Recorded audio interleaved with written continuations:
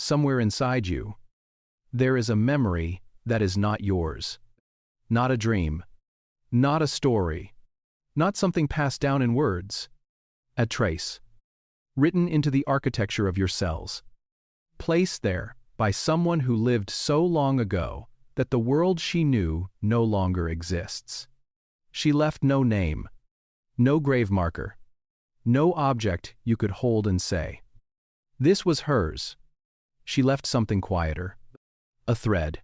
It passed from body to body, through ice ages, migration, hunger, darkness, and 2,000 generations, until traces of it arrived, still active, inside many people alive today. She was not Homo sapiens. She belonged to another kind of human entirely.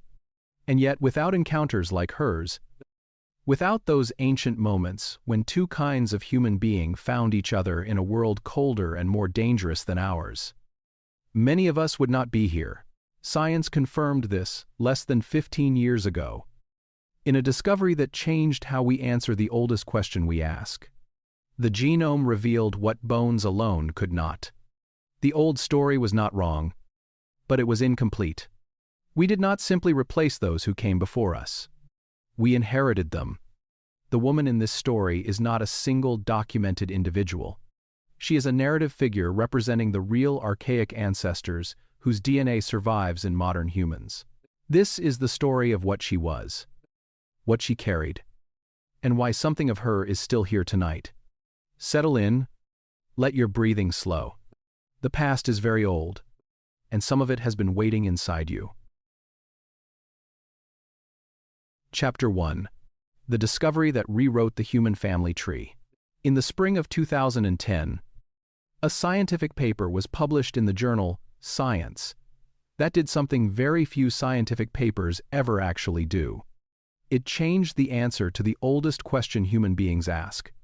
Where do we come from? The paper was authored by a team of researchers led by a Swedish geneticist named Svante Pääbo, working at the Max Planck Institute for Evolutionary Anthropology in Leipzig, Germany. The title was precise and technical in the way that scientific titles always are. The findings inside were anything but ordinary. What Pääbo and his team announced, carefully and with the measured language of people who understood exactly how large a claim they were making, was this: they had sequenced the genome of the Neanderthal. Not a fragment, not a partial reconstruction. A draft sequence of the entire Neanderthal nuclear genome, assembled from DNA, extracted from 3 bone fragments, recovered from Vindija Cave in Croatia. Bones that had been sitting in the ground for more than 40,000 years. And when they compared that genome to the genomes of modern human beings from 5 different populations around the world, they found something that the scientific consensus at the time said they should not find. They found Neanderthal DNA inside modern humans. Not in all populations equally. People whose ancestry traces back to sub-Saharan Africa carried essentially none of it. But people with ancestry from Europe, from Asia, from the Americas, from the Pacific Islands, carried between 1 and 4% of their genome from a source that was unmistakably, undeniably Neanderthal. 1 to 4% sounds like a small number. It is not a small number. Spread across 3 billion base pairs of DNA. 1 to 4% represents an enormous quantity of inherited biological information. It represents immune system variants that researchers believe are still functioning in living bodies right now. It represents physiological adaptations that may have helped ancestors survive environments that would otherwise have been prohibitive. It represents, in ways that researchers are still working to fully understand, a piece of a history that was supposed to be entirely separate from ours and turns out not to be. But before we get to what that inheritance means, we need to go back to the moment it was discovered, because that moment has a shape that matters. Svante Pääbo did not arrive at that Leipzig laboratory by a straightforward path. He had been working toward this specific problem, the recovery of ancient DNA from fossil bones, since the 1980s. When the technology to do what he wanted to do did not yet exist, and most of his colleagues considered the project either impossible or not worth attempting. He had spent decades developing methods for extracting and sequencing degraded genetic material, pushing against the limits of what was technically achievable, failing repeatedly in the specific ways that serious science requires before it can succeed. The bone fragments from Vindija Cave were not the first Neanderthal remains he had worked with. They were the ones that finally gave him enough material, in good enough condition. Using techniques refined over 20 years of failure and incremental progress, to do what he had been trying to do since before most of the researchers in his laboratory had been born. When the sequencing was complete and the comparison to modern human genomes had been run, and the results had been checked and checked, again with the kind of obsessive verification that you apply to findings you cannot quite believe, Pääbo and his team sat with the knowledge for a period before they published.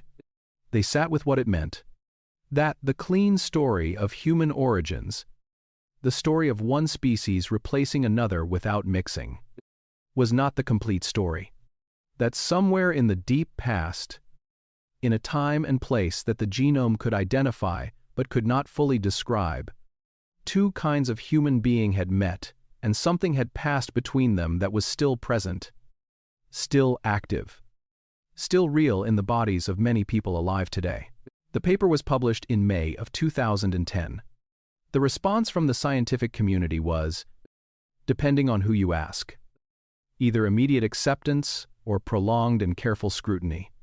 Ancient DNA research is a field where contamination is a constant concern, where the line between genuine ancient sequence and modern human DNA that has found its way into a sample is difficult to establish with certainty. The skepticism was legitimate. It was also, over the years that followed, addressed systematically and thoroughly by subsequent research that confirmed the original findings with increasing precision. By 2012, the interbreeding hypothesis had become the dominant scientific view.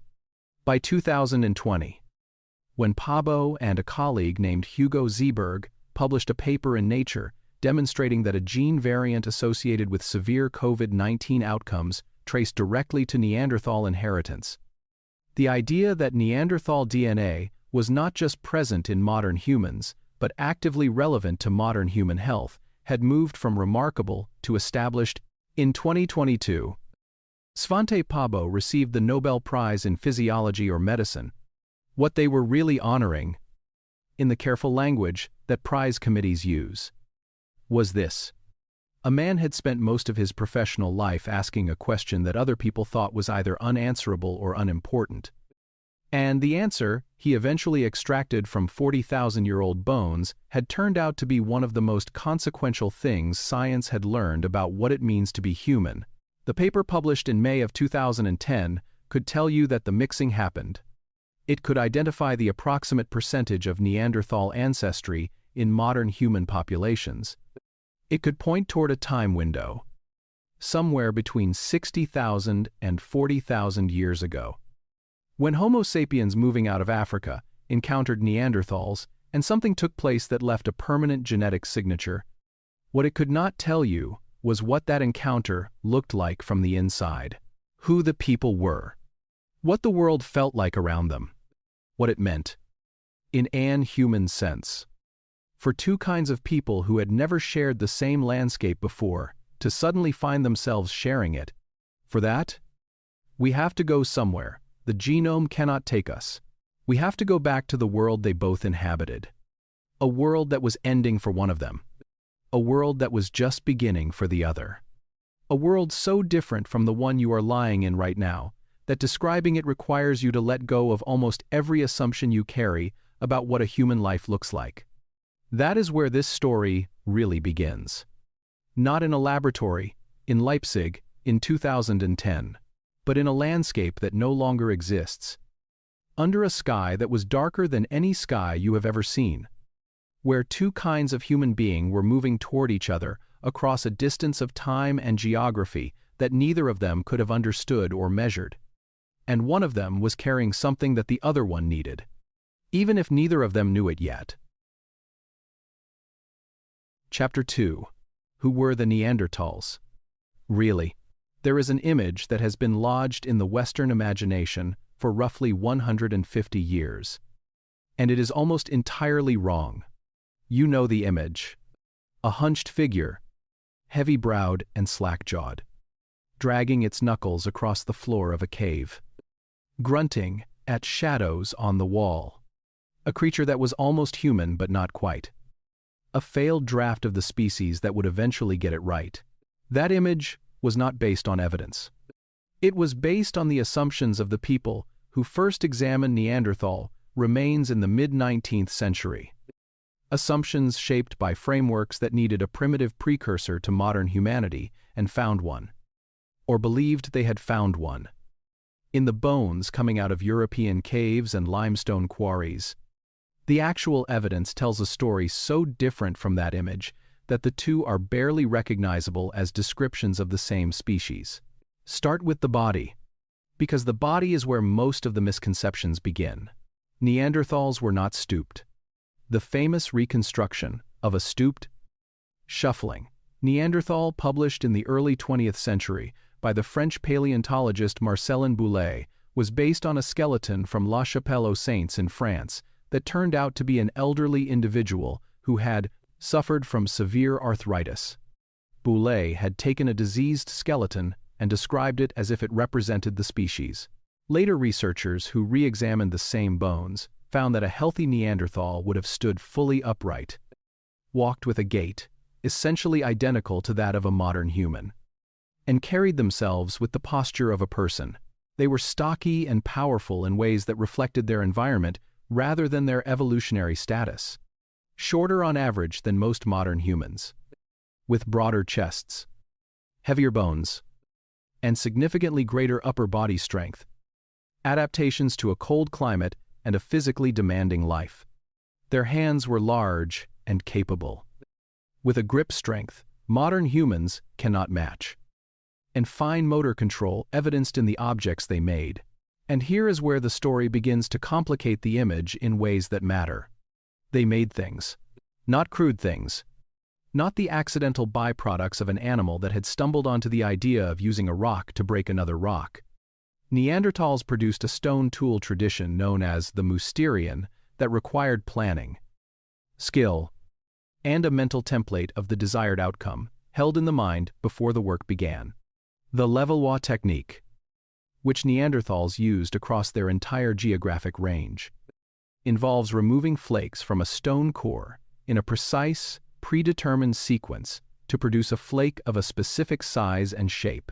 You cannot do this by accident. You cannot do it without understanding in advance what the finished product needs to look like and how the sequence of removals will produce it. This is not the tool use of an animal. It is the tool use of a mind. But the tools are only the beginning. Consider what it means to care for someone who cannot care for themselves. At Shanidar Cave, in what is now northern Iraq, a Neanderthal burial was excavated in the 1950s by the archaeologist Ralph Selecki. The individual, known as Shanidar I, was an adult male who had survived to an advanced age by the standards of his world. He had suffered a crushing injury to the left side of his skull that would have caused significant vision loss in his left eye. His right arm had been fractured and had healed badly, leaving it withered and largely useless. He had evidence of degenerative joint disease in his lower limbs that would have made every step painful. Blind in one eye, unable to use one arm, walking in pain, and he had been eating consistently, adequately, for years after these injuries, in a world where food required physical effort to obtain, where a person who could not contribute to the group's subsistence was a cost rather than a benefit. Someone had kept this man alive. Someone had made the decision, repeatedly and over years, that his continued presence mattered enough to justify the resources his care required. That decision is not the decision of a creature operating on instinct alone. Shanidar I is not an isolated case. Neanderthal sites across Europe and the Middle East contain skeletal remains of individuals who survived serious injuries that would have required sustained care. The pattern repeated across sites separated by thousands of kilometers and thousands of years. Points in one direction only. These were people who looked after each other. They also decorated themselves. At multiple sites across Spain and France, researchers have found evidence that Neanderthals used pigments on their bodies and possibly on objects. The site of Cueva de los Aviones in Spain yielded perforated marine shells that appear to have been used as personal ornaments. Shells stained with pigment. Dated to at least 115,000 years ago. Tens of thousands of years before modern humans arrived in Europe. Regarding cave art, a paper published in Science in 2018 presented uranium-thorium dating results for paintings in 3 Spanish sites that place the oldest examples at more than 65,000 years before the present, potentially predating the arrival of modern humans in Europe. This interpretation remains actively debated among researchers, with some specialists questioning the dating methodology and others finding the evidence compelling. The honest answer is that this question is still open. What is not seriously disputed is that Neanderthals were engaging with symbolic behavior, with pigment and personal ornament, in ways that suggest a mental life that included abstraction and an interest in appearance that went beyond pure function. At a site in Spain called Cova Forada, researchers have found evidence that Neanderthals collected eagle talons and wore them as ornaments. Eagles are not easy to catch. Their talons require effort and skill to obtain. Whoever collected them wanted to be seen wearing them, wanted the people around them to notice, wanted the world to know something about who they were. What did the talons say? The code is gone, but the desire to be seen, to communicate identity through the objects you carry on your body, that desire is not gone at all. You know that desire. You have felt it yourself. They buried their dead. The site of La Ferracie in France contains what appears to be a deliberate burial ground where the remains of at least 8 Neanderthal individuals, including children, were placed in pits with their bodies oriented in consistent ways. At Teshiktash in Uzbekistan, the burial of a Neanderthal child was surrounded by the horns of mountain goats, arranged in a pattern that does not suggest accident. The interpretation of intentionality in Neanderthal burials remains a subject of ongoing scholarly discussion. But the evidence across multiple sites points consistently toward communities that responded to death with deliberate care. Neanderthal brains were, on average, at least as large as the brains of modern Homo sapiens by most measurements. Their brains were shaped differently, and brain size is not a simple proxy for cognitive ability. But the idea that they were cognitively inferior to modern humans is not supportable by the evidence available to us. They were not us. They were different from us in ways that mattered, ways that we are still working to understand. But the distance between them and us was not the distance between a person and an animal. It was the distance between 2 kinds of person. The creature that shuffled through the popular imagination for 150 years was a story told by people who needed a primitive to make themselves feel modern. The actual Neanderthal looked after the injured, buried the dead with care, and walked through the same landscape you and I inherited, looking up at the same stars, understanding, in whatever way their minds worked, that the world was larger than any single life lived inside it. That is who she was. That is the species the woman in this story belonged to. Chapter 3. The world they shared. Close your eyes for a moment and try to let the world you know dissolve. Not just the buildings and the roads and the glow of screens. Let the cities go. Let the farmland go. Let the shaped and managed landscape that modern human beings have constructed over 10,000 years go entirely. Let it all go back to forest and grassland and river and stone. And then keep going.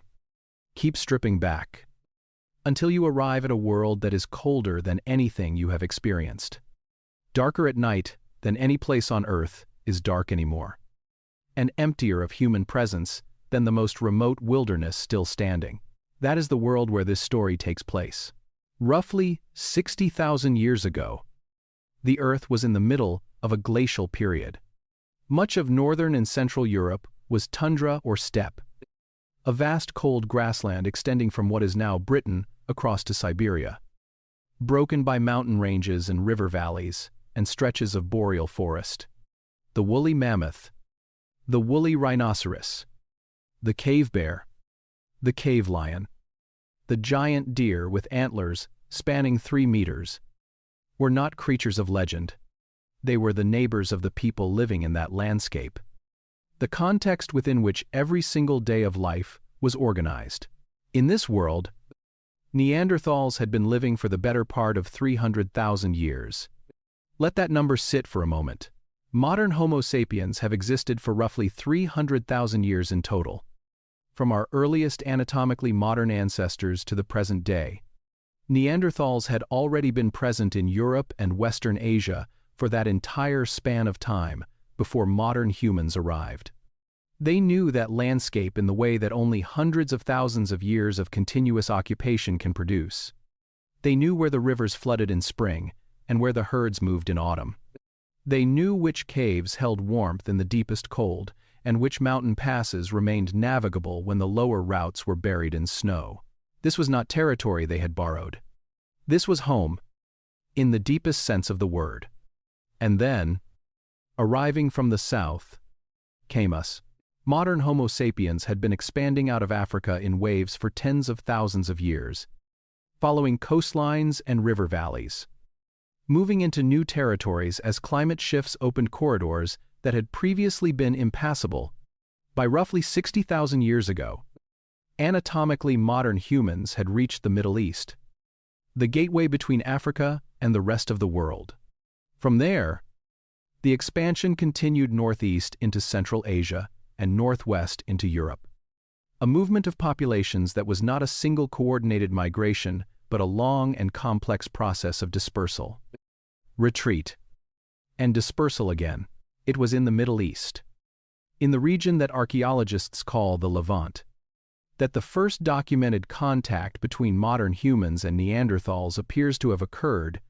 The cave sites of Mount Carmel, in what is now Israel, contain the remains of both species in overlapping layers, occupying the same physical spaces, using the same caves, hunting the same animals across the same landscape. This was not a landscape defined by constant violent conflict between the two species.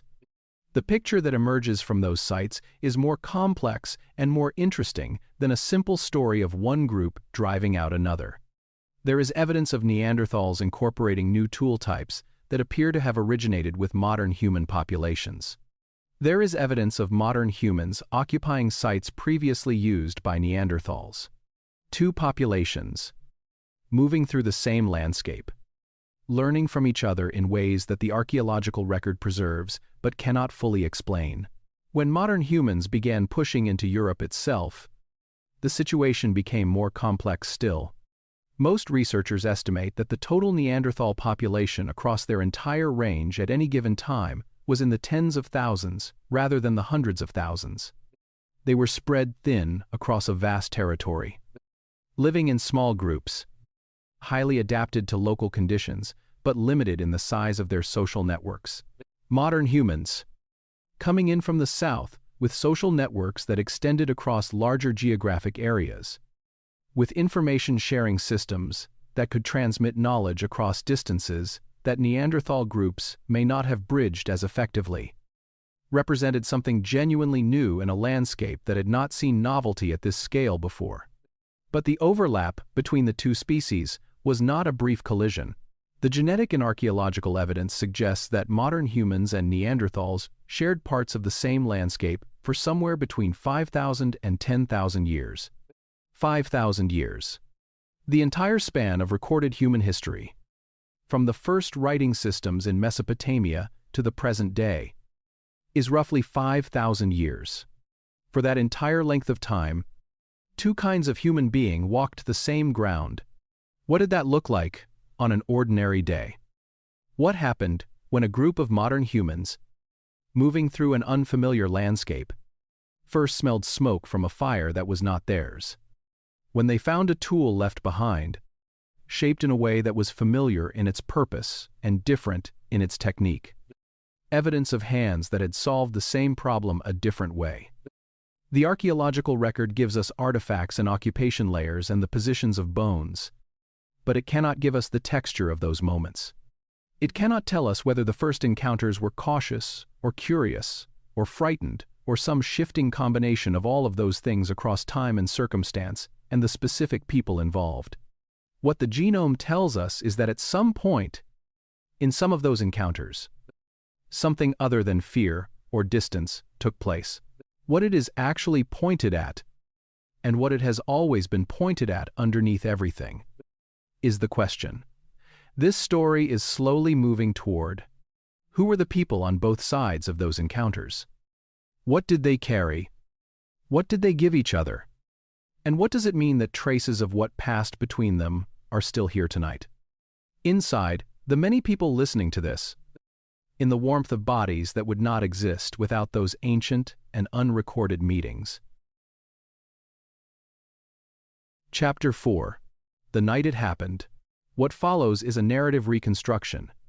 Every element of what you are about to hear is grounded in genomic evidence, archaeological data, and the published research of scientists whose work this story is built on. But science can tell us that something happened without being able to tell us what it looked like from the inside, what it felt like to be there, what the world smelled like in the moments before and after. So this is the honest frame for what comes next. The genome confirmed the event. Archaeology mapped the landscape around it. What follows is the human shape of something real, reconstructed as carefully and as faithfully as the evidence allows. Presented as reconstruction and not as documented history. She had been following the river for 3 days, not because she had chosen the river specifically, but because rivers in that world were the organizing principle of movement. They told you where the animals would come to drink. They told you which direction led to lower ground, warmer air, the possibility of shelter in the limestone bluffs that rose on either side of the valley. They told you, if you knew how to read them, almost everything a person needed to know to stay alive in a landscape that did not forgive mistakes. She knew how to read them. She had been learning since she was old enough to follow the adults of her group on their seasonal movements. Watching the way the older women read, the angle of light on the water, and the behavior of the birds gathering in the reed beds along the banks. That knowledge was not written anywhere. It existed only in the minds of the people who carried it. Passed from hand to hand across generations, too numerous to count. She was not young, by the standards of her world. She had survived 2 pregnancies. She had survived a winter cold enough to kill 3 members of her group in the space of a single month. She had survived an injury to her right leg that left a slight unevenness in her gait. Not enough to slow her significantly, but enough to mark her as someone who had already been tested and had not broken. Her group had split 3 days ago. Not in conflict. Simply in the way that groups in that world sometimes split when the landscape offered 2 different possibilities and the combined group was too large to follow both at once. Half had gone north, following a herd of horses across the open steppe.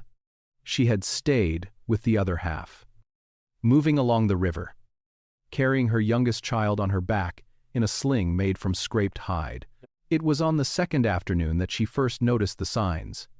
A fire, recently extinguished, in a rock shelter on the eastern bank of the river.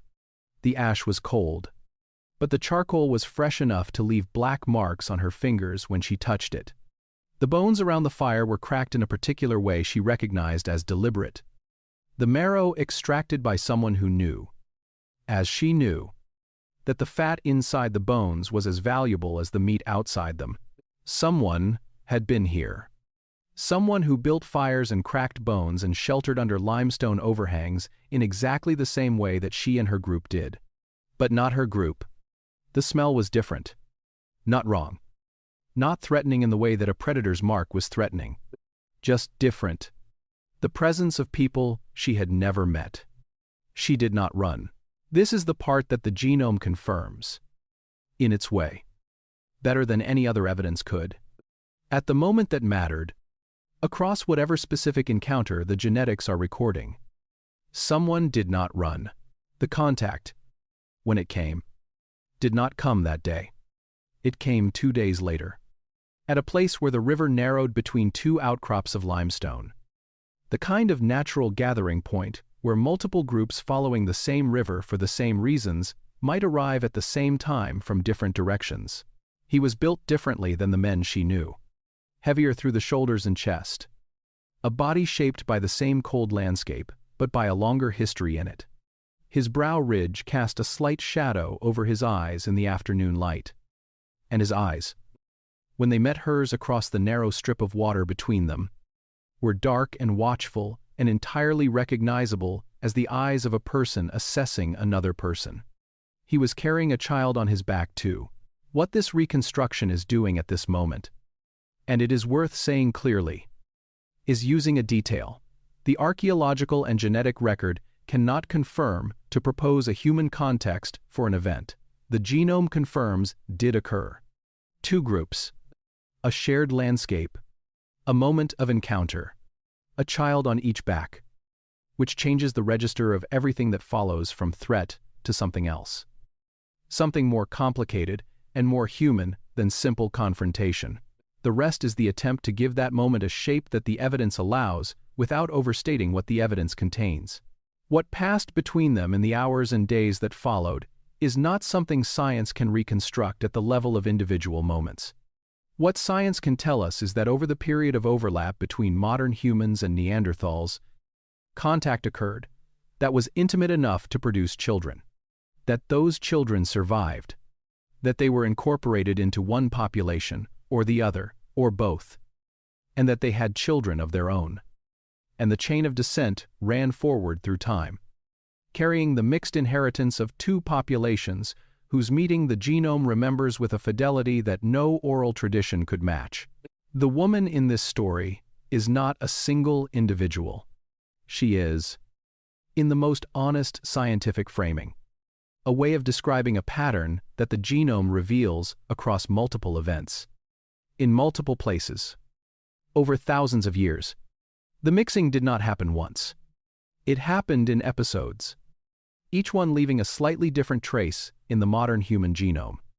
Each one the product of specific encounters between specific people in specific places. But the pattern had to begin somewhere, and the largest and most widespread pulse of Neanderthal DNA in the modern human genome traces back to a time and place that researchers can now identify with increasing precision.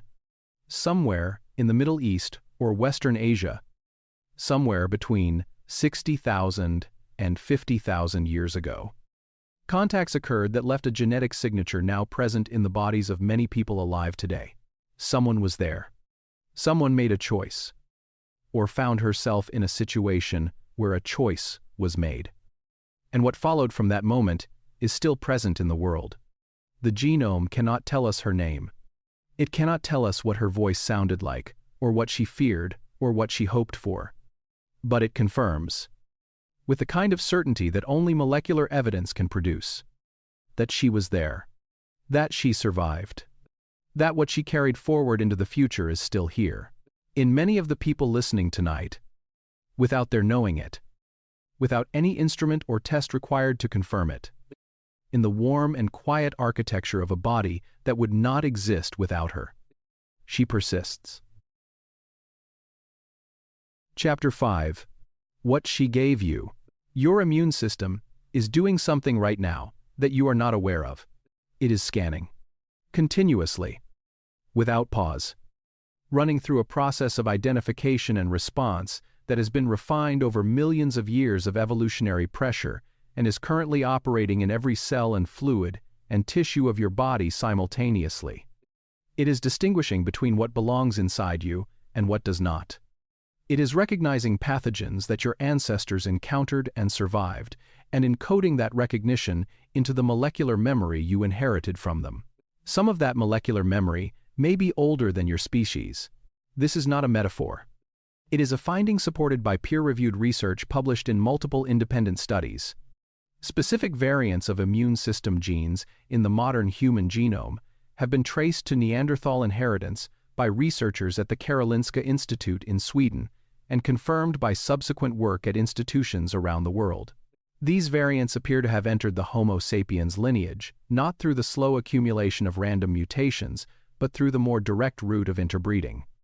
Borrowed from a population that had spent hundreds of thousands of years developing immunological adaptations to the pathogens of Europe and Western Asia, when modern humans moved out of Africa into those landscapes, they were entering disease environments they had not previously encountered. The parasites, the bacteria, the viruses circulating in European and Western Asian ecosystems were different from those of the African environments where Homo sapiens had evolved. The Neanderthals, who had been living in those environments for 300,000 years, had developed immune responses calibrated to those specific challenges. The mixing that the genome records was, among other things, a possible transfer of hard-won biological knowledge, knowledge that could not be learned in a single lifetime, knowledge that could only be inherited. The specific genes involved include variants in the toll-like receptor family, proteins that play a fundamental role in the innate immune response. 3 particular variants, known to researchers as TLR1, TLR6, and TLR10, show signals consistent with Neanderthal origin in modern human populations. They are present at higher frequencies in people with ancestry from Europe and Asia than would be expected if they had entered the population by chance alone. Higher frequency suggests natural selection may have favored them. The people who carried these variants may have survived at higher rates in certain environments, may have had more children, may have passed the advantage forward into every generation that followed. Whether that is what happened is a hypothesis supported by the frequency data. Not a certainty, but it is a hypothesis that the evidence takes seriously. Consider what that means for a moment. A Neanderthal woman, living 40,000 years before the invention of writing, carrying in her cells an immune response she had inherited from her own ancestors who had inherited it from theirs, passed something of that response into descendants who carried it into environments she had never seen, where it may have made the difference between surviving a winter sickness and not surviving it. She could not have known. There was no way to know. And yet the inheritance traveled forward anyway, doing its quiet work in bodies that had no idea where it came from. The question of cold adaptation tells a related story.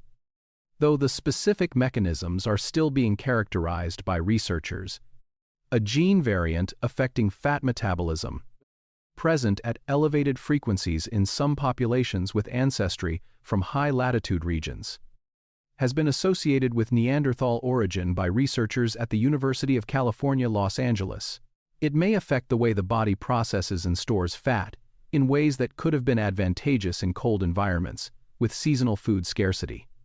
Though the full functional picture remains under investigation, researchers have also noted associations between Neanderthal ancestry segments and variation in aspects of skin and hair characteristics in some populations, consistent with the hypothesis that archaic inheritance may have contributed to adaptations for high-latitude environments. These associations are supported by statistical analysis of large genome datasets, and the precise functional mechanisms are still being worked out. And then there is the finding that brought Neanderthal genetics into the news in a way that even people with no prior interest in paleoanthropology could not ignore. In September of 2020, Svante Pääbo and Hugo Zeeberg published a paper in Nature titled "The Major Genetic Risk Factor for Severe COVID-19 is Inherited from Neanderthals." The paper identified a stretch of DNA on chromosome 3 that was strongly associated with severe outcomes in people infected with the COVID-19 virus. People who carried 2 copies of this variant were approximately 3 times more likely to require mechanical ventilation than people who did not carry it. That variant traces to Neanderthal origin. It has been present in the human genome for at least 50,000 years. For most of those 50,000 years, it presumably served some purpose in the disease environments of Pleistocene Europe and Western Asia. Environments very different from the ones in which its costs became apparent during a 21st century pandemic. Natural selection does not optimize for futures it cannot see. It optimizes for the challenges that are actually present, not the ones that might arrive 50,000 years from now, in a form that nothing in the ancestral environment could have prepared for. The Neanderthal inheritance is not a clean gift. It never was. It is the inheritance of a specific evolutionary history, adapted to specific environments that no longer exist, carrying advantages and costs that shift depending on the world that surrounds the body carrying it. This is not a criticism. It is a description of how inheritance works. Every gene you carry was shaped by an environment that is partially or entirely gone. The Neanderthal portions of your genome are simply a more visible and more recently confirmed version of that universal condition. One more category of inheritance deserves mention, and it is the most preliminary, but perhaps the most thought-provoking. The brain. Neanderthal genetic variants are present in regions of the modern human genome associated with neurological function. Some affect aspects of prefrontal cortex development. Some affect neurotransmitter production. Researchers, including Janet Kelso at the Max Planck Institute, have found statistical associations between Neanderthal ancestry segments and variation in circadian rhythm-related traits in some populations. Patterns that some researchers interpret as possibly reflecting adaptations to the high-latitude light environments where Neanderthals spent much of their evolutionary history. All of this research is genuinely preliminary. The links between specific gene variants and specific aspects of cognition or behavior are extraordinarily complex, contested among researchers, and far from established in the way that the immune system findings are established. What can be said, honestly, is this. The variants are there. They are in regions of the genome that do things, and the possibility that some aspect of how you experience the world traces in some small and indirect way to the people whose story this has been, is a hypothesis that serious researchers are actively investigating. It is a thought worth sitting with in the quiet. She gave you survival tools refined over 300,000 years of living in landscapes that would have ended you without them. You have been using them your entire life, without knowing they came from her. And tonight, as you drift towards sleep, the inheritance she left is still doing its quiet work. In the warm architecture of a body that carries more history than it knows. Chapter 6. The Ones Who Didn't Make It. Picture a continent slowly going quiet. Not the Europe of today, green and crossed by roads, and full of the noise of people going about their lives. The Europe of 40,000 years ago, organized by the movements of animals rather than the movements of people. A landscape where a human group might travel for weeks without encountering another, where the signals of other human presence, a distant fire, the smell of cooked food on the wind, were events worth paying attention to. Now picture that landscape slowly emptying of a particular kind of presence. Not all at once, not in a dramatic final catastrophe, valley by valley and decade by decade. The Neanderthal presence fading from a continent it had occupied for 300,000 years. The fires growing fewer. The tools left behind growing rarer in the sediment layers. The signal of their presence thinning like smoke, dissipating in a cold wind until there is nothing left to detect. That is what the archaeological record shows in the period between roughly 50,000 and 40,000 years ago. Not a battle, not a conquest, a fading. And the question of why is one of the most honestly uncertain questions in all of paleoanthropology. Start with the numbers, because the numbers change everything. Neanderthal populations were never large. Genetic analysis of Neanderthal genomes from multiple sites reveals extremely low genetic diversity, a signature of small population size maintained over long periods. Researchers at the Max Planck Institute found evidence of populations so small and so isolated from each other that some groups showed signs of inbreeding, the genetic consequence of having a limited pool of potential mates within reach. Estimates of the total Neanderthal population across their entire range at any given time range from around 10,000 to perhaps 70,000 individuals, with most estimates clustering toward the lower end. 10,000 people, spread across a territory stretching from Portugal to Siberia. To put that in perspective, there are individual cities today with more people in a single neighborhood than the entire Neanderthal species may have contained at its peak. Any sustained pressure, from any direction, on a population of that size was a pressure.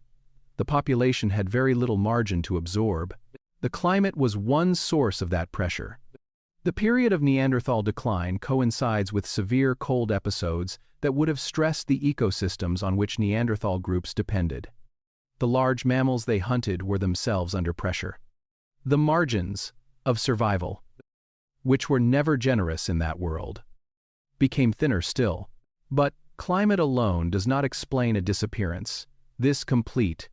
Neanderthals had survived previous cold periods, including episodes more severe than the ones that coincided with their final decline. They had been surviving ice ages for 300,000 years. Cold was something their biology and their culture were specifically adapted to manage. The arrival of modern humans introduced something into the equation that the climate alone had never introduced. Modern humans appear to have had larger and more extensive social networks. The raw material sourcing patterns in the archaeological record show that modern humans in Europe were obtaining stone from sources hundreds of kilometers away. Evidence of exchange relationships and information sharing across distances that Neanderthal tool assemblages do not suggest as clearly. In a landscape where information about the location of herds or the severity of a coming winter could be the difference between surviving and not surviving. That difference was not trivial, but here is where the simple replacement narrative runs into the problem that the genome created. The genetic evidence does not support a story of simple violent displacement. If modern humans had simply killed off Neanderthals in a direct and sustained confrontation, the genetic record would look different from what it actually shows.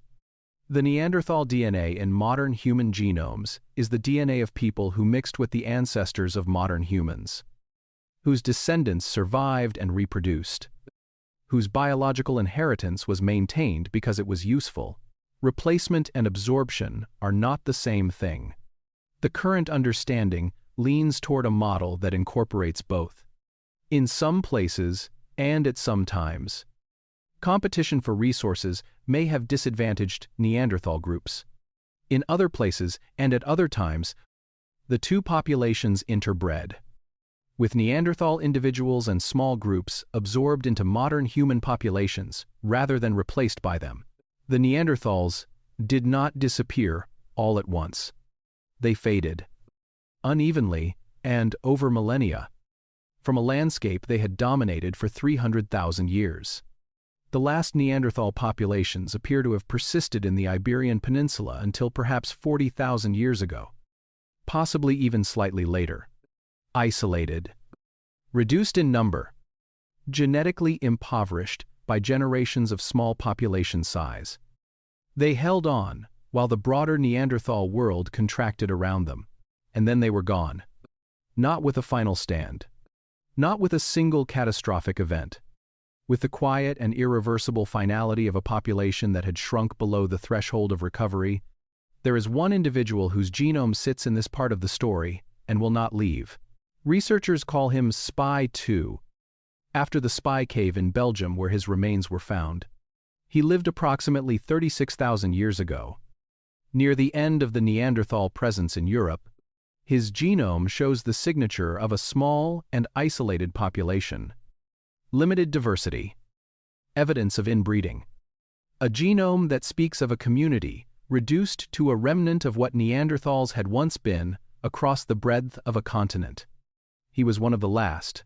We do not know what that meant to him. We do not know if the absence of others like himself in the landscape he moved through registered as something he could name or only as something he felt. A weight in the world without a word for itself. He carried the full inheritance of a species that had survived everything the Pleistocene had thrown at it for 300,000 years. And he walked through a landscape that was slowly, without ceremony, becoming a landscape without him. After him, in that part of the world, there were no more. And yet, the word extinction implies a complete ending, a termination without remainder. What happened to Neanderthals was something more complicated than a simple ending. A portion of their genome survived, not in Neanderthal bodies, because there are no more Neanderthal bodies, but inside the populations that came after them, inside the many people alive today who carry, without knowing it, the biological remainder of a people who were supposed to be entirely gone and are not entirely gone. The woman whose bloodline this story has been following was not supposed to survive. Her species was not supposed to survive. And yet here, in the warmth of the body you are lying in right now, something of her does. Chapter 7. The Denisovans, the third player nobody talks about.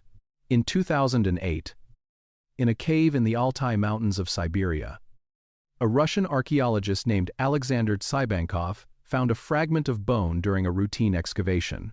Not a skull.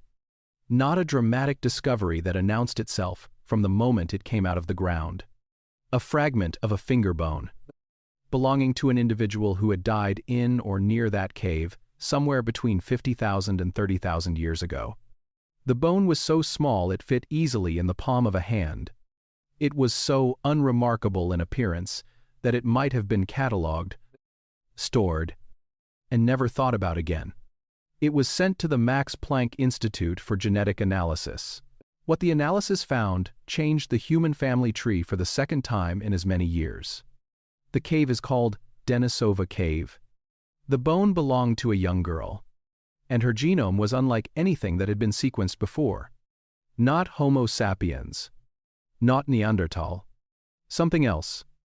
Something that shared a common ancestor with both but had been evolving separately for hundreds of thousands of years, accumulating its own distinctive genetic signature in its own branch of the human family.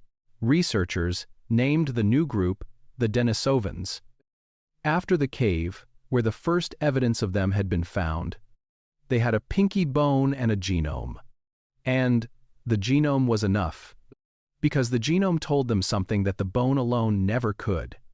Denisovan DNA is present in living human populations today.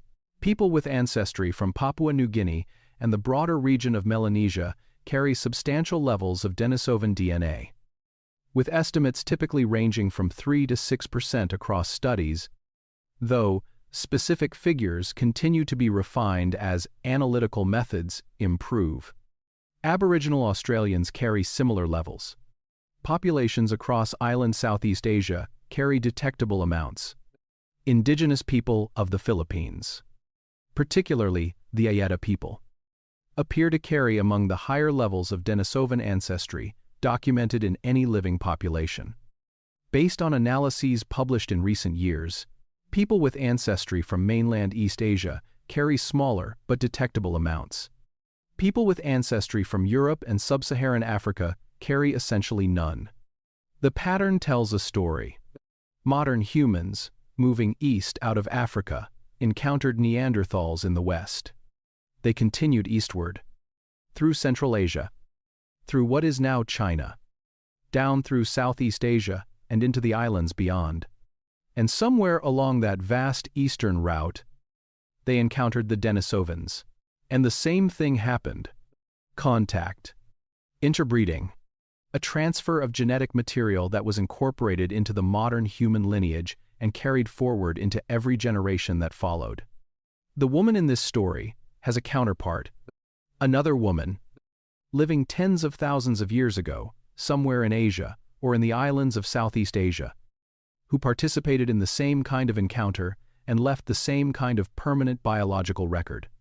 We do not know her name either. We know she was there because her descendants are here.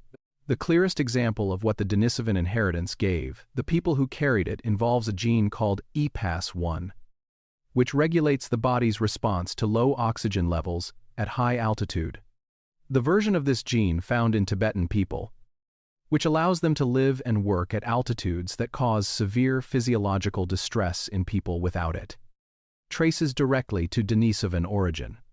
This finding, published by researchers at the University of California, Berkeley, and confirmed by subsequent studies, represents one of the most clearly documented cases of archaic inheritance, providing a specific and measurable adaptive advantage in a living human population. Without Denisovan inheritance, permanent habitation of the Tibetan plateau may have remained beyond what early modern human physiology could sustain. The altitude was simply too demanding for a body that had not yet developed the specific genetic tools to manage it. A Denisovan woman, living at altitude in the mountains of Central Asia, carrying in her cells a gene that made the thin air manageable, passed that gene to descendants who carried it forward across thousands of years and thousands of kilometers, until it arrived in the bodies of the Tibetan people who build their lives today at elevations that would incapacitate most of the world's population. She has no monument. She has no name. But the gene she carried is still doing its work every day, in the lungs and blood of people who have no idea it came from her. Think about that for a moment. Every Tibetan child who has ever run at altitude without distress, every farmer who has worked the high fields without the headaches and exhaustion that altitude inflicts on people without this gene, carries forward something that began in a woman whose face we will never know, in a landscape that no longer looks the way it did when she walked through it. That is what inheritance means when you trace it far enough back. Now hold both stories together, the Neanderthal story and the Denisovan story. Because held together, they reveal something that neither one alone makes fully visible. The mixing of modern humans with archaic populations was not an accident. It was not an anomaly. It was a pattern, repeated across the entire range of human expansion.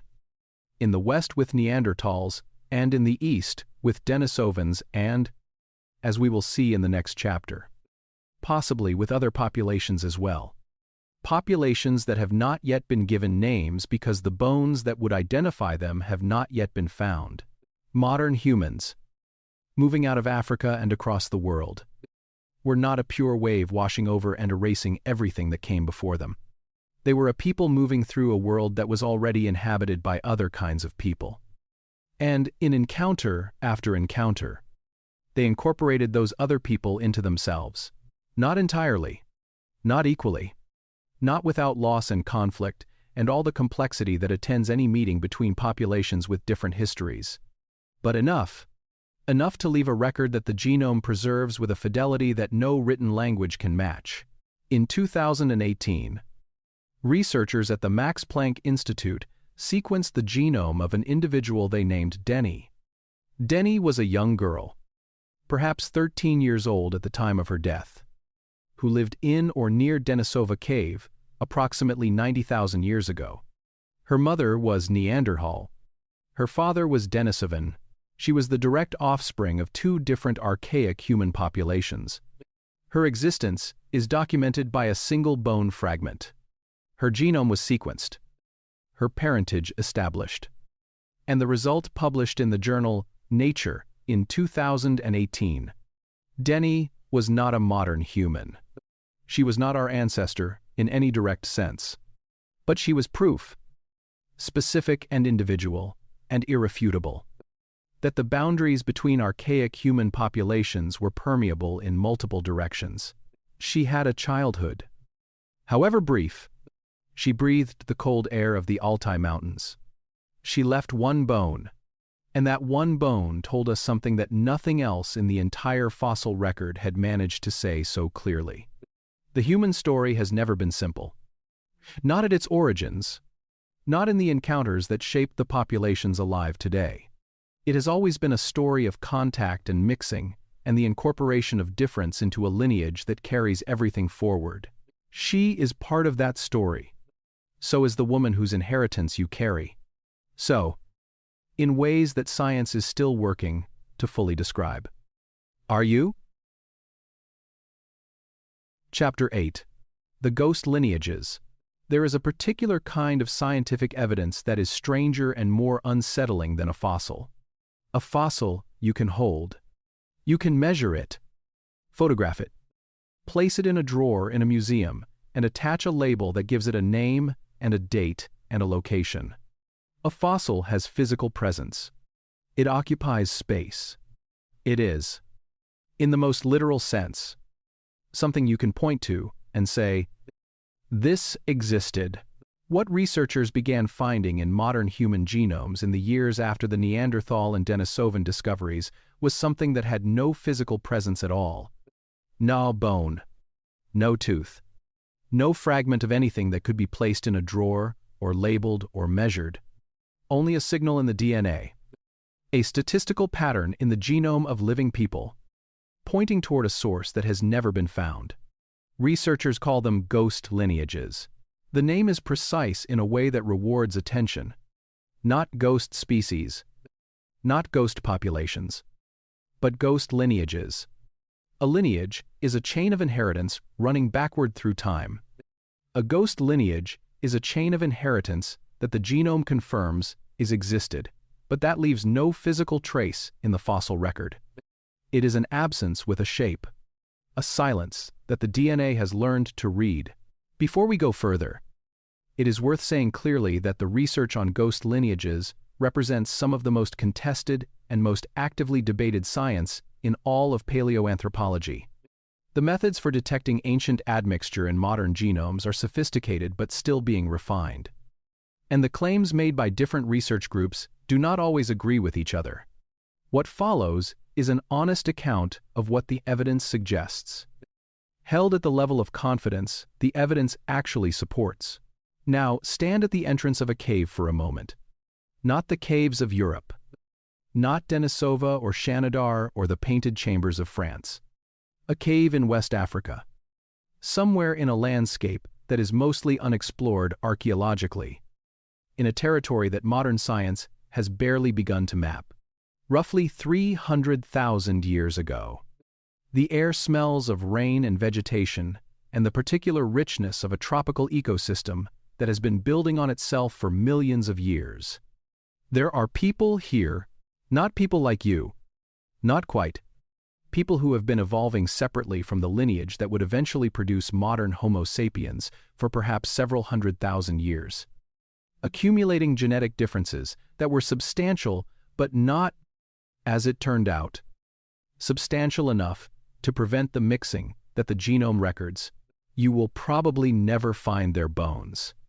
The conditions for fossil preservation in the humid tropics of Africa are far less favorable than in the cold, dry caves of Europe where Neanderthal remains survived so well. But their presence in the world is suggested already. Not by anything you can hold in your hands, but by the statistical signature they left in the genomes of people who are alive today. That is what a ghost lineage is. A presence confirmed by its echo in the living. The first clear evidence of a ghost lineage in the modern human genome came from studies of African populations, and its discovery required a fundamental rethinking of assumptions that had been deeply embedded in human origins research. For most of the period following the Neanderthal genome paper, the discussion of archaic admixture had focused almost entirely on events outside Africa. The implicit assumption was that the populations of sub-Saharan Africa had been largely insulated from archaic mixing, that their genomes represented something close to the ancestral Homo sapiens state before the encounters with Neanderthals and Denisovans that occurred during the out-of-Africa expansion. That assumption turned out to be incomplete. A study published in 2020 in the journal Science Advances, led by Arun Durvasula and Kirk Lohmuller at the University of California, Los Angeles, analyzed the genomes of populations from West Africa and found statistical signals consistent with admixture from an archaic source. Not Neanderthal, not Denisovan, something else. Something that had been present in Africa and had left a genetic signature detectable in living people today, but had left nothing in the fossil record that could be matched to it. The researchers were careful, as careful science requires them to be. They described a signal consistent with archaic admixture. not a confirmed discovery of a new species. They acknowledged the limitations of their methods. They presented their findings as a hypothesis, supported by the available data, not as a settled conclusion. An earlier study published in 2012 by Michael Hammer and colleagues at the University of Arizona had pointed in a similar direction, finding evidence in several sub-Saharan African populations of what they described as possible introgression from an archaic population that had diverged from the modern human lineage, with estimates of the divergence time ranging into the hundreds of thousands of years. The two studies used different methods and reach somewhat different conclusions about the specifics. What they share is the suggestion that Africa was not a simple point of origin from which a uniform modern human population emerged, but a complex landscape of interacting populations, some more archaic and some more modern, mixing and diverging across hundreds of thousands of years before the out-of-Africa expansion even began. If this picture is correct, and it is important to hold it as a hypothesis under active investigation rather than as established fact, then the mixing that produced you did not begin with Neanderthals in the Middle East. It began earlier, in Africa itself, in encounters between populations that science has not yet fully characterized. The out-of-Africa expansion was not the beginning of the human mixing story. It was a continuation of something that had been happening for a very long time.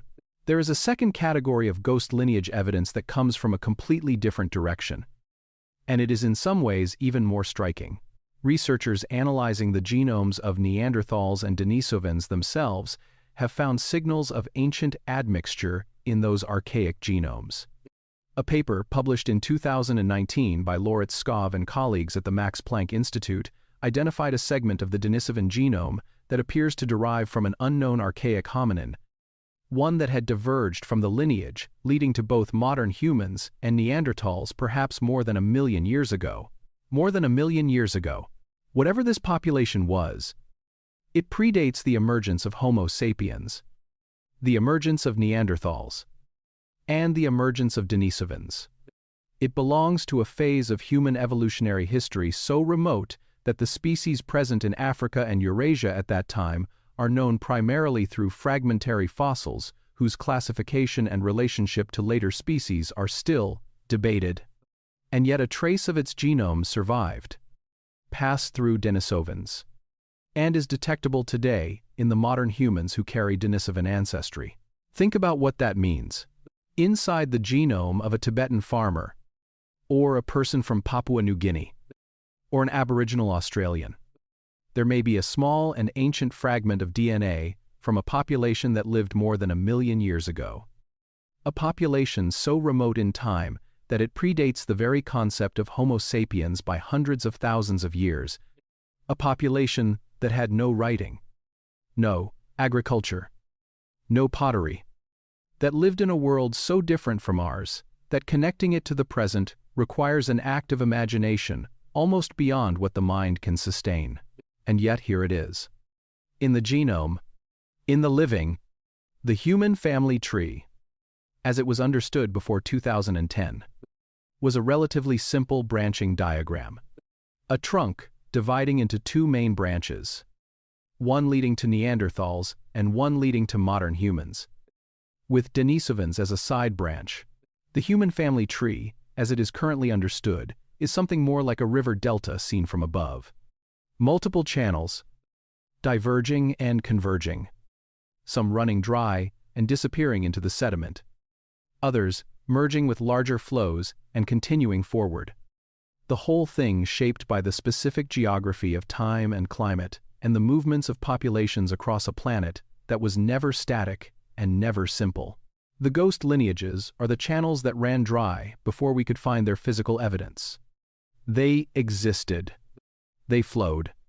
They contributed to the larger stream that eventually produced the people alive today. And then they disappeared from the world, leaving only the faint signature of their passage in the genomes of descendants who do not know their names or their faces or anything about the specific texture of their lives. What were they afraid of? What made them laugh? What did they see when they looked up at the night sky? We will never know. But they were there, and a trace of them is still here, inside the living, inside the many people listening tonight. The ghost lineages persist in the only form available to them, not as fossils, not as names in any record, but as the faint and permanent echo of people who lived and loved and survived long enough to pass something of themselves forward into a future they could not have imagined, toward people they could not have known existed, across a distance of time that no human mind was ever built to hold. Chapter 9. What human actually means. I want you to try something before this chapter begins. Put your hand on your chest. Not dramatically. Not with any particular intention. Just rest it there for a moment and feel what is happening underneath. The heart beating under your hand has been running continuously since before you were born. It ran while you slept last night, and while you were frightened, and while you were sitting quietly, doing nothing in particular. Never once asking for your attention or your permission. It ran in the bodies of your parents and your parents' parents, and every person in the chain of 2,000 generations between you and the woman whose story this has been. It ran in her chest, too. A different architecture. A slightly different rhythm. But the same fundamental solution to the same fundamental problem. How to move blood through a body that needs to stay warm and alive in a world that is trying constantly to make it cold and still. That rhythm whence to problem. That rhythm is what this chapter is about. Not the biology of it. What it means. Because somewhere in the last few hours, if you have been traveling through this story, the word human became complicated in a way that cannot be uncomplicated simply by closing the chapter and moving on. If the woman in this story was not Homo sapiens but belonged to another kind of human entirely, and if traces of her are genuinely present in the body you are lying in right now, then the boundary that the word human was supposed to mark is not where any of us assumed it was. That boundary is not a line. It is a shoreline. Something that looks clear from a distance and becomes complicated and porous and full of exceptions the closer you get to it. The most widely used definition of a species in biology, developed by Ernst Mayr in the mid-20th century, defines a species as a group of organisms that can interbreed and produce fertile offspring, and that is reproductively isolated from other such groups. By that definition, the evidence is inconvenient. Modern humans and Neanderthals interbred and produced offspring that were fertile. We know they were fertile because their descendants are alive today, carrying the inherited DNA of both parent populations across 50,000 years of subsequent reproduction. Sterile hybrids do not have great-grandchildren. The many people alive tonight who carry Neanderthal DNA are proof that the offspring of these encounters reproduced successfully. That the mixing was not a genetic dead end, but a living and continuing lineage. Most researchers do not conclude from this that Neanderthals and modern humans were simply the same species. For reasons that are both scientific and definitional. The morphological differences were substantial. The behavioral differences were real. The genomic differences were significant. Calling them the same species on the basis of partial fertility feels like it erases distinctions that mattered enormously to the people actually living through those encounters. But calling them entirely different species on the basis of those distinctions feels like it erases a connection that the genome has confirmed beyond reasonable doubt. The honest position is that the categories available to us are inadequate to the reality the evidence describes. The human family of 50,000 years ago did not organize itself according to the taxonomic systems that later scientists developed to classify the natural world. It organized itself according to the actual biology of reproduction and survival, which turned out to be more flexible and more permeable than the categories we imposed on it from the outside, and in retrospect, feel the rhythm under your hand again. It has been running for your entire life without your supervision. It ran through every moment of ordinary existence. Every unremarkable Tuesday. Every night, you fell asleep without thinking about it. The same basic rhythm ran in Neanderthal chests for 300,000 years before it ran in yours. And what the genome confirms is that those two rhythms, yours and hers, are not as separate as the old story required them to be. What does human mean? Given all of this, it means something more generous than it meant before 2010. It includes more. It acknowledges more. It asks you to extend the word backward across 50,000 years, across 300,000 years, across 1,000,000 years of related populations moving through landscapes that no longer exist, carrying knowledge and adaptations and biological inheritance that eventually, through a long and complicated chain of encounters and survivals, arrived in you. The woman whose bloodline this story has been following was not less human for being Neanderthal. She was differently human. She was human in the way the Pleistocene required, shaped by environments and pressures that you will never experience, carrying tools and adaptations that you still use without knowing they came from her. And the question of what you are, lying here in the dark with her inheritance inside your cells and her evolutionary history woven into the quiet work your body is doing right now, is not answered by a taxonomy or a definition or a classification in a textbook. It is answered, if it is answered at all, by the simple fact of being here. Your hand on your chest, the rhythm that has been running since before you knew what it was. That rhythm is older than the word for it. It is older than the species that gave it its current form. And it is still running tonight, carrying forward something so old and so patient that the 40,000 years since the woman in this story lived are, from its perspective, barely a moment. Still here, still warm, still keeping time. Chapter 10. The Living Descendants. There is a number associated with your ancestry that you may not know yet. It is a small number, somewhere between 1 and 4, expressed as a percentage. It represents the proportion of your genome that traces not to Homo sapiens, but to the woman whose story this has been, to the population she belonged to the hundreds of thousands of years of evolutionary history that she carried into the encounter that the genome remembers and records. If your ancestry is from Europe, the number is probably between 1 and 2%. If your ancestry is from East Asia, it is probably closer to 2 to 3%. If your ancestry is from South Asia, or the Americas, or the Pacific Islands, it falls somewhere in a range that reflects the specific migration routes and contact events that shaped your particular lineage. If your ancestry is entirely from sub-Saharan Africa, the Neanderthal number is close to 0. Pain D. Though as the previous chapters have described, that does not mean your genome carries no archaic inheritance at all. These numbers are now accessible to anyone willing to provide a saliva sample to one of the direct-to-consumer genetic testing companies that have made personal genomics a routine consumer experience. 23andMe, Ancestry DNA, and several other services now routinely report Neanderthal ancestry percentages to their customers. It is worth being honest about what these percentages represent and what they do not. The estimates these services provide are produced by algorithms that are updated over time as the underlying reference panels and analytical methods are refined. A customer who received a specific percentage from one version of an algorithm might receive a slightly different number from a subsequent version. Not because their genome has changed, but because the estimation method has been improved. The companies acknowledge this in their own documentation. And anyone interested in understanding their specific results in detail is encouraged to read the methodology explanations each service provides. These are real limitations, and they do not diminish the underlying reality that the percentages represent.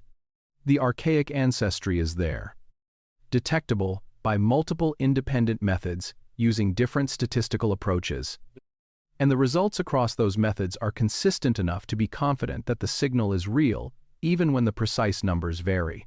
What the direct-to-consumer services have done is make that reality personal. They have taken a finding from evolutionary biology and placed it in the hands, quite literally, of the people whose biology it describes, and the response of those people reveals something worth paying attention to. Most people, it turns out, find the Neanderthal inheritance interesting rather than disturbing. The cultural image of the brutish cave dweller that dominated popular understanding for most of the 20th century has softened considerably in the last 15 years.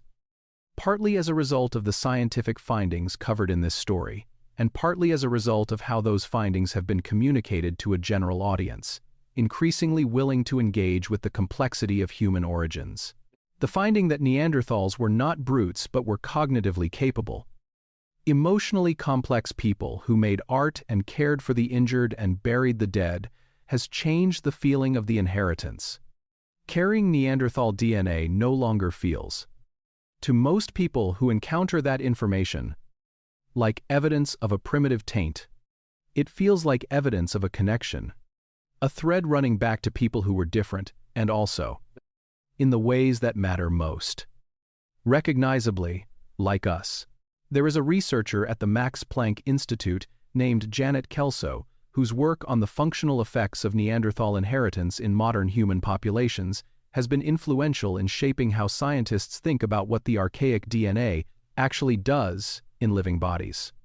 Her group has analyzed large data sets of modern human genomes, cross-referencing Neanderthal ancestry segments with phenotypic data from biobanks containing genetic and health information from hundreds of thousands of individuals. Some patterns have emerged clearly enough to describe with reasonable confidence. Neanderthal variants are associated with variation in skin pigmentation and hair characteristics in people with European ancestry, consistent with the hypothesis that archaic inheritance may have contributed to adaptations for high-latitude environments. They show associations with aspects of immune function, confirming and extending the findings discussed in an earlier chapter. They also show statistical associations with aspects of circadian rhythm-related traits, the internal biological clock that regulates sleep and wakefulness, in ways that some researchers interpret as possibly reflecting adaptations to the high-latitude light environments where Neanderthals spent much of their evolutionary history. This interpretation remains under investigation and should be held as a hypothesis rather than a conclusion. But it is worth sitting with for a moment. The quality of your sleep on a winter night, the way your body responds to the shortening of days in autumn, the particular heaviness of a December morning before the light has fully arrived. These are not exotic phenomena. They are the texture of daily life for millions of people.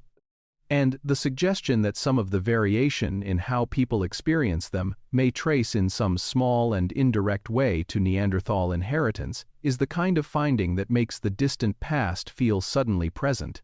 The geographic distribution of Neanderthal ancestry in modern human populations is not random.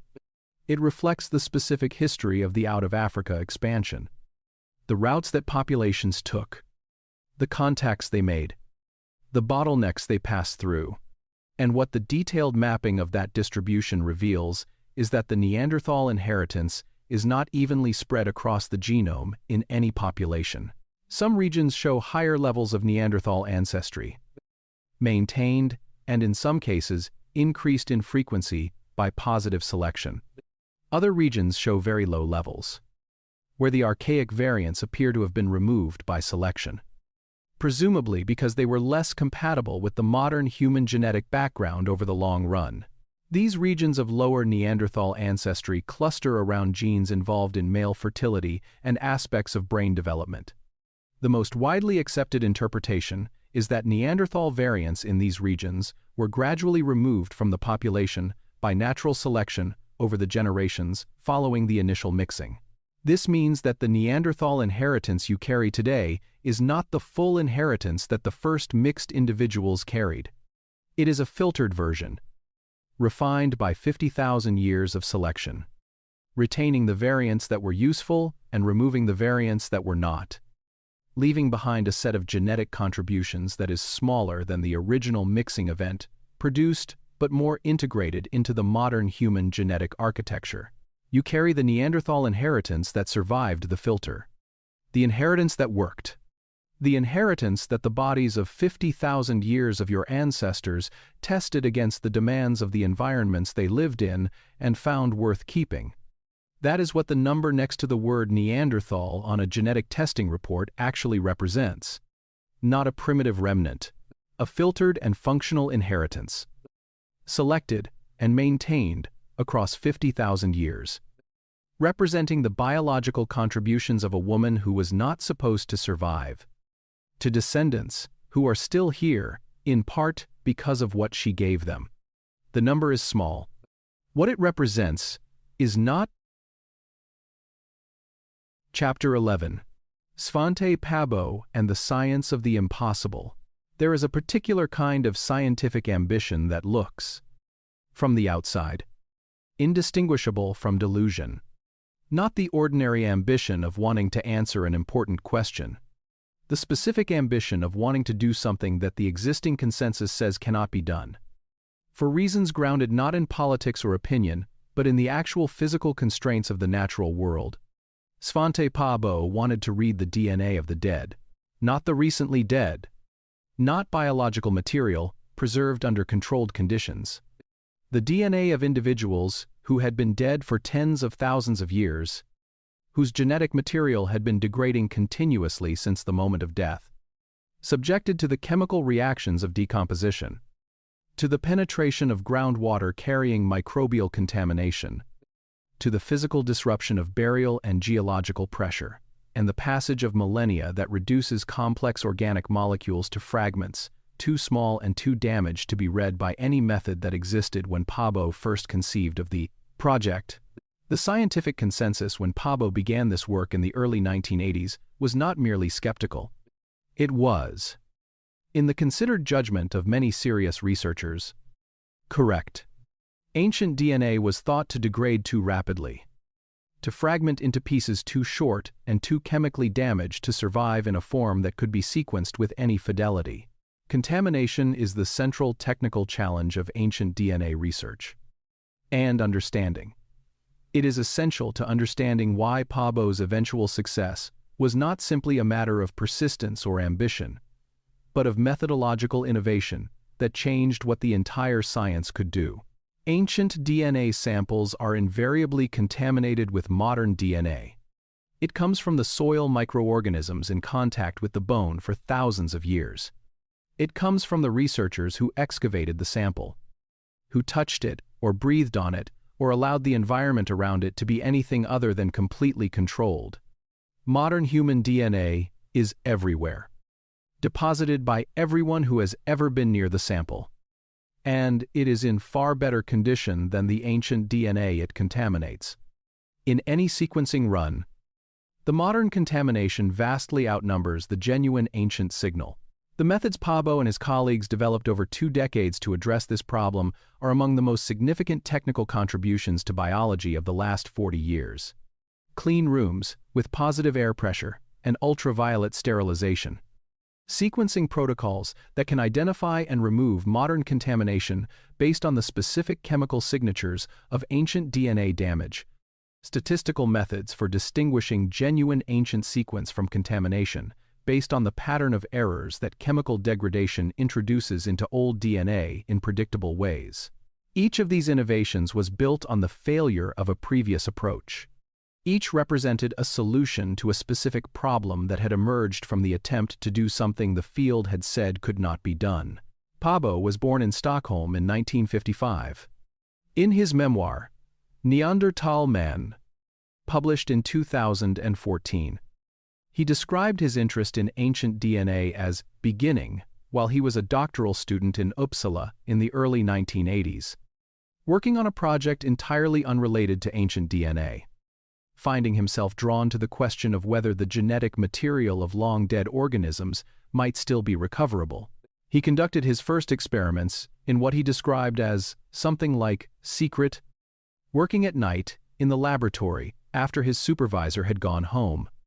Not because the work was forbidden, but because he was not confident enough of its prospects to risk the professional exposure of announcing it before he had results. Those early results were subsequently shown to be contaminated. But the question the experiments were asking had been shown to be at least partially addressable, and the failure was productive in the way that the best scientific failures are, pointing toward the specific problems that would need to be solved. He spent the next 20 years solving them. The move to the Max Planck Institute in Leipzig in the late 1990s gave him the institutional resources and collaborative environment the project required. He assembled a team combining expertise in molecular biology, population genetics, statistical analysis, and archaeology. Because the project could not be completed by any single discipline working alone, the bone fragments from Vindiga Cave in Croatia were chosen partly for practical reasons. They were well preserved by the standards of Neanderthal remains. They came from a site whose excavation history was well documented. They had been stored in conditions that minimized further degradation. When the sequencing was complete, and the comparison to modern human genomes had been run, and the results had been verified through multiple independent analytical approaches, Pääbo and his team sat with the knowledge before they published. In interviews following the Nobel Prize announcement in 2022, Pääbo spoke about what sitting with that knowledge had felt like, describing in various contexts the experience of understanding that the boundaries he had grown up with, between modern humans and Neanderthals, between us and them, between the living and the ancient dead, were not the boundaries they had appeared to be. He spoke about the discovery not as a moment of triumph, but as a moment of recognition. A quiet understanding that the story he had always been told about where human beings came from was true but not complete. The Nobel Prize came in October of 2022. In the press conference that followed, a journalist asked Pääbo what he thought the finding meant personally, beyond the science.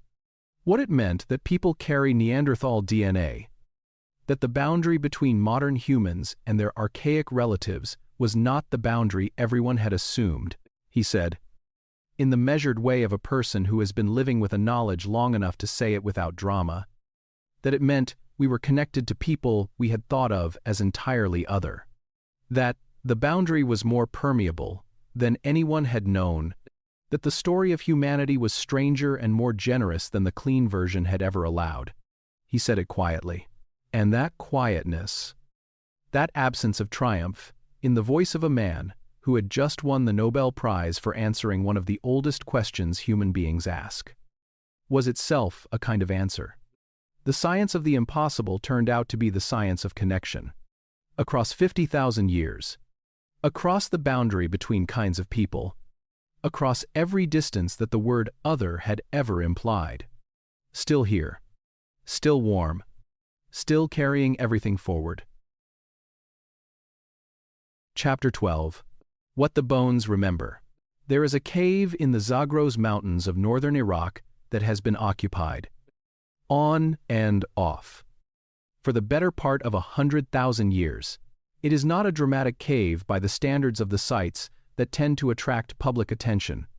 It does not have the painted walls of Lascaux or the architectural complexity of the American Southwest cliff dwellings. It is a natural limestone shelter, roughly the size of a large house, set into a hillside at an elevation of about 800 meters above sea level, with a view across a valley that would have provided good visibility of approaching animals and approaching people in equal measure. Its name is Shanidar Cave. Between 1951 and 1960, the American archaeologist Ralph Selecki conducted excavations there that produced one of the most significant collections of Neanderthal skeletal material ever recovered. 10 individuals in total, ranging from infants to adults. Their remains preserved in the sediments of a cave that had served as shelter and as cemetery for a community whose lives Selecki spent the rest of his career trying to understand. The individual, known as Shanidar, was the first to reveal the story the bones were carrying. He was an adult male, probably between 30 and 45 years old at the time of his death. That age sounds unremarkable until you place it in the context of the world he inhabited. Surviving to 35 or 40 years as a Neanderthal in the Pleistocene required a combination of physical resilience, social support, and the specific kind of luck that comes from not being in the wrong place when the wrong animal was passing through. Many individuals did not reach that age. Those who did had already demonstrated a capacity for survival that the bones encode in their own particular language. What Shanidar I's bones said, when Selecki and subsequent researchers read them carefully, was that this individual had survived things that should have killed him. The left side of his skull showed evidence of a massive blunt force injury, severe enough to have produced significant vision loss in his left eye. The injury had healed. He had survived it and continued living for years, possibly decades. Afterward, his right arm had been fractured and had healed badly, leaving the limb withered and functionally useless from the elbow down. The bones of the lower right arm showed evidence of severe injury followed by atrophy. A limb that had ceased to be of practical use and had been carried as the passive weight of something, the body no longer invested resources in repairing. His lower limbs showed evidence of degenerative joint disease, the kind of bone-on-bone deterioration that produces chronic and worsening pain with every step. Blind in one eye, unable to use one arm, walking in pain, and he had been eating consistently, adequately, for years after these injuries. The state of his teeth and the maintenance of his bone density spoke of a person who had continued to receive adequate nutrition through the long period of his disability. In a world where food required physical effort to obtain, where a person who could not contribute to the group's subsistence was a cost that the group bore, rather than a benefit it received, Shanidar I had been fed. Someone made that choice. More than one someone. Probably. Across the years of his disability, a sequence of individuals who knew him and decided, in whatever way Neanderthals made such decisions, that his continued presence mattered enough to justify the resources his care required.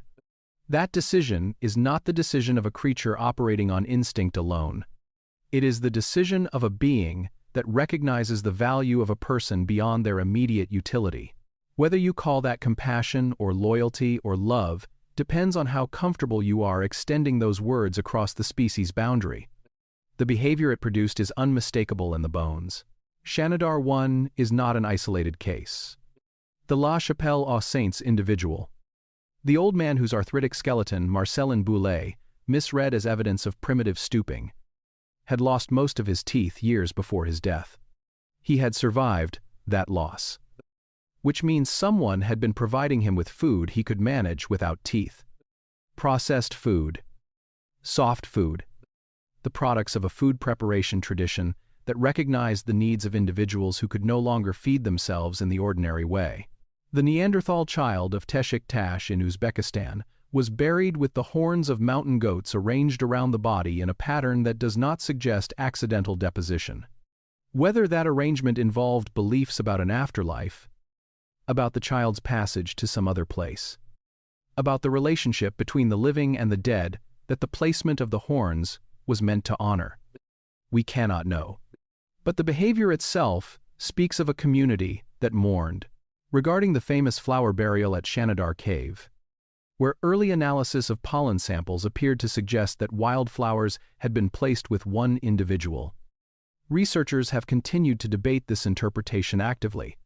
A reanalysis published in 2020 found evidence of flower pollen that the alternative burrowing rodent hypothesis could not entirely explain. While other researchers maintain that the evidence remains ambiguous, the honest answer is that this particular question is not settled, and the published literature reflects genuine disagreement among specialists. What is not ambiguous, and what requires no interpretive controversy at all, is what Shanidar I's bones say without any assistance from pollen. The care was real. The evidence is in the bones themselves, in the survival of a man who could not have survived without sustained social support. That is a cleaner and more direct record of Neanderthal compassion than any arrangement of flowers could provide. Now take everything the bones remember and hold it next to the genome. The bones remember the individuals, the specific people who lived and suffered and were cared for and died in specific places, preserved by the specific chemistry of their burial environments for tens of thousands of years. The bones are the record of particular lives, particular bodies, particular stories that ended in particular places. The genome remembers the population. the aggregate biological inheritance of millions of individuals across hundreds of thousands of years, filtered and maintained and carried forward through the chain of descent that connects the Neanderthal world to the modern human world. The genome does not remember names or faces or the specific texture of individual lives. It remembers what was useful, what survived, what the bodies of subsequent generations confirmed was worth keeping. Together, bones and genome, they tell a story that neither can tell alone. The bones say, these were people. The genome says, they are still here. And what lives in the space between those two statements is the question this story has been circling from the beginning. What do we owe to the dead? Not as an abstract philosophical puzzle, as a practical matter of how we choose to understand ourselves and our place in the long chain of human presence that the bones and the genome together describe. Shanidar, one was cared for by people who had nothing obvious to gain from caring for him. The resources invested in his maintenance could have been directed elsewhere. And yet someone fed him. Someone decided that his continued existence had value that went beyond his utility to the group. That decision, preserved in the bones of a man who died tens of thousands of years ago in a cave in the mountains of northern Iraq, is among the oldest evidence we have of the specific capacity that every society in every era has identified as central to what it means to live well. The capacity to care for someone other than yourself. The woman whose bloodline this story has been following was part of a world that had that capacity, a world that looked after the injured and mourned the dead, and wore the talons of eagles and buried its children with care. A world that was, by the measure that matters most when you strip away every other criterion, a human world. Her inheritance in your genome is the biological record of that world's survival. But the bones are the moral record. The bones remember the people. And the people were, in the end, not so different from the ones lying here tonight, in the dark, breathing slowly, carrying everything forward into another morning that the woman in this story never lived to see, and made possible anyway. Chapter 13. The woman is still here. Come back to the beginning. Not to Leipzig in 2010, though that is where the confirmation came. Not to the limestone caves of the Zagros Mountains, or the glacial landscape of Western Asia, or the specific river crossing, where the genome says something passed between two kinds of people that has never stopped passing forward since. Come back to the first thing this story asked you to hold. Somewhere inside you. There is a memory that is not yours. You have spent the last several hours, or the last several nights, or however long it has taken you to move through this story, at the pace your own particular rhythms require, accumulating the context that those words need in order to carry their full weight.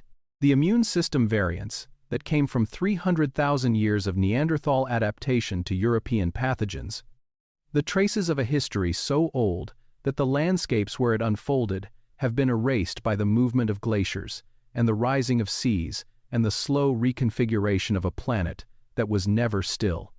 Those things are not metaphors. They are the actual, physical, molecular reality of what the genome analysis confirmed. The memory is there. It is in the architecture of your cells. It was placed there by a chain of inheritance so long and so improbable that describing it accurately requires numbers that the human mind cannot hold without assistance. 50,000 years of unbroken descent. A generation is roughly 25 to 30 years. 50,000 years is approximately 2,000 generations. 2,000 individual human lives. Each one lived completely. Each one containing the full range of experience that a human life contains. Fear and love and grief and hunger and the specific quality of attention that a person brings to the world on an ordinary morning, when nothing extraordinary is happening, and existence is simply proceeding in its ordinary way. 2,000 of those lives. Each one connected to the next by the specific biological event of reproduction. Each one passing the inheritance forward into a future that none of them could see or imagine. And at the beginning of that chain, carrying the Neanderthal inheritance that entered the modern human lineage, and has been moving through it ever since. Is the woman whose story this has been. She does not have a name. This is not a gap that further research will fill. It is a structural feature of the kind of past this story has been exploring. Names require transmission. And transmission requires either writing or a continuous oral tradition, capable of carrying specific information across 2,000 generations without distortion. Neither of those conditions was present. The woman in this story lived before writing existed anywhere in the world. The specific memory of who she was dissolved into the larger current of time long before the first clay tablet was pressed in any language. Her name is gone. But she is not gone. This is the sentence that the genome has made possible. The sentence that could not have been written before. 2010. The sentence that changes the meaning of the word extinction in ways that scientists and philosophers are still working through. She is not gone. Not in the way that gone usually means. She is absent as an individual. Her specific consciousness. The particular quality of attention she brought to the world. The things she knew and felt and feared and hoped for. Those are gone in the absolute sense that all individual consciousness is gone. When the individual is gone, no technology will recover them. No amount of genomic analysis will reconstruct the texture of her inner life. But the biological inheritance she passed forward is present. Actively present. Doing things in living bodies right now.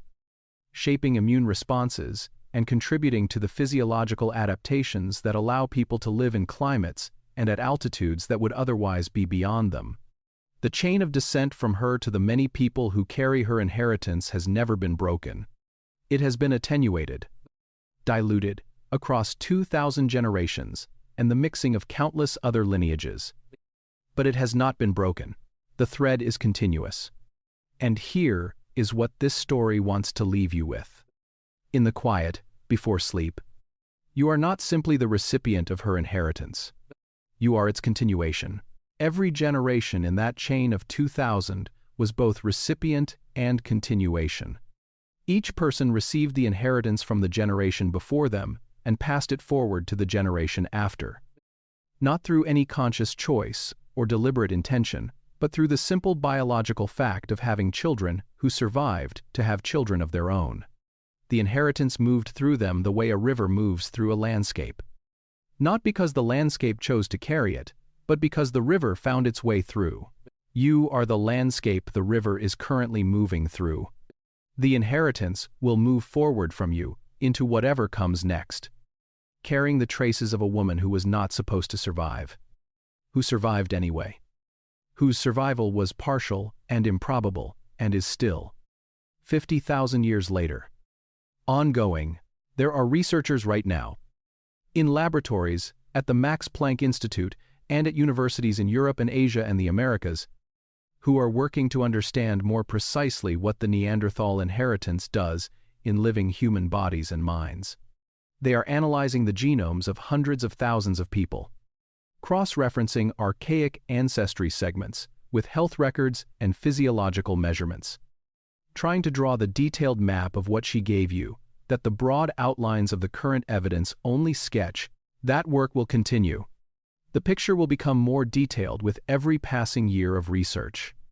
But the fundamental finding, the one that Svante Pääbo and his team confirmed in 2010, and that every subsequent study has elaborated and extended, is not going to change. She was there. She was not Homo sapiens. She belonged to another kind of human entirely. And something of what she was is in many of the people alive tonight.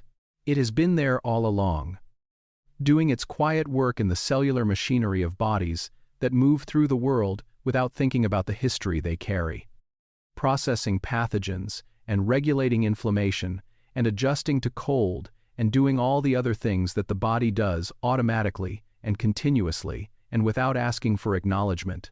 The world she lived in is gone so completely that reconstructing it requires the combined effort of geneticists and archaeologists and paleoclimatologists and statisticians working with the most sophisticated instruments that human ingenuity has yet produced. But she is not gone. she never was.